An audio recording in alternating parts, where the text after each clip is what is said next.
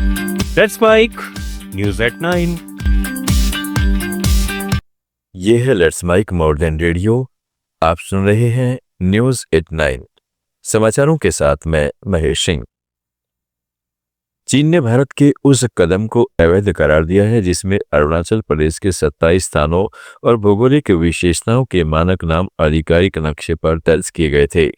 चीनी विदेश मंत्रालय के प्रवक्ता ने कहा है कि बीजिंग अरुणाचल प्रदेश को मान्यता नहीं देता और वह चीन का हिस्सा है।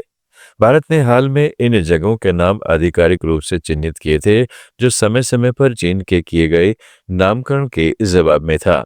नई दिल्ली लगातार कहती रही है कि अरुणाचल प्रदेश भारत का अभिन्न अंग है और नाम बदलने से वास्तविक स्थिति नहीं बदलती।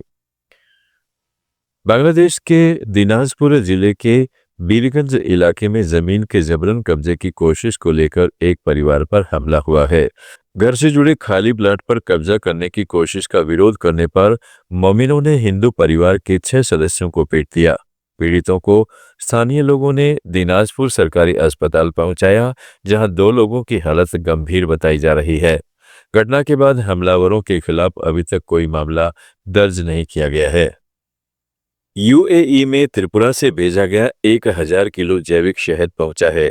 यह राज्य का पहला अंतर्राष्ट्रीय निर्यात है जिसे कंचनपुर के दरगंग एफपीओ ने तैयार किया है और किसान उत्पादक संगठन के जरिए एपिडा की मदद से भेजा गया है। अगरतला में अंतर्राष्ट्रीय बायर सेलर मीट के दौरान इस खेप को रवाना किया गया। मीट में कई देशों के खरीदार शामिल हुए। त्रिपुरा में जैविक खेती का रकबा अब करीब 26,000 हेक्टेयर तक पहुंच गया है और 47,000 किसान इससे जुड़े हुए हैं।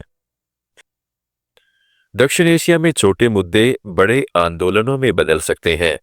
यह बांग्लादेश, नेपाल और भारत के हालिया प्रदर्शनों से साफ है।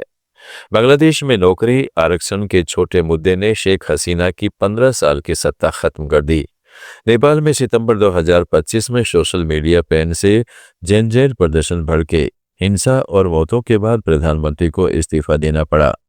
भारत में परीक्षा लीक को लेकर हुई कॉकरोच आंदोलन में सरकार ने मांगे जल्दी सुनी और बल प्रयोग से परहेज किया, जिससे संकट फिलहाल टल गया। नेपाल के प्रधानमंत्री बालेन्द्र शाह ने काठमांडू के सिंह दरबार में भारत के राजदूत नवीन श्रीवास्तव से मुलाकात की। इसके तुरंत बाद उन्होंने चीनी राजदूत झांग माओमिंग से भी शिष्टाचार भेंट की।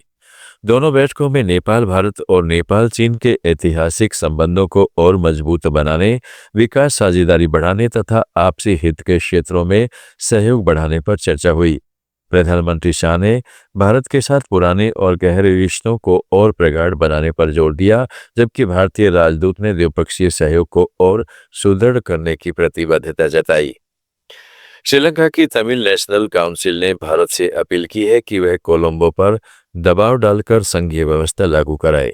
सांसद गजेंद्र कुमार पोन्नम्बलम के नेतृत्व में काउंसिल ने हाल ही में श्रीलंका यात्रा पर आए भारतीय विदेश सचिव विक्रम मिस्री को इस सिलसिले में पत्र सौंपा। इसमें कहा गया है कि मौजूदा एकात्मक संविधान और प्रस्तावित नया संविधान तमिलों की आकांक्षाएं पूरी नहीं कर सकता। 1987 में भारत श्रीलंका समझौते का हवाला देते हुए काउंसिल ने उत्तर पूर्वी प्रांतों में स्वायत्तता और आत्मनिर्णय के अधिकार की मांग दोहराई। तर्क दिया गया कि भारत आर्थिक मदद के जरिए प्रभाव डाल सकता है। भूटान सरकार ने अपने निर्यातकों पर लगे सुविधा शुल्क का बोझ कम करने के लिए नया प्रयास शुरू किया है। पश्चिम बंगाल के अधिकारियों ने भूटान की शिकायतों को उच्च स्तर पर पहुंचाने की सहमति जताई है।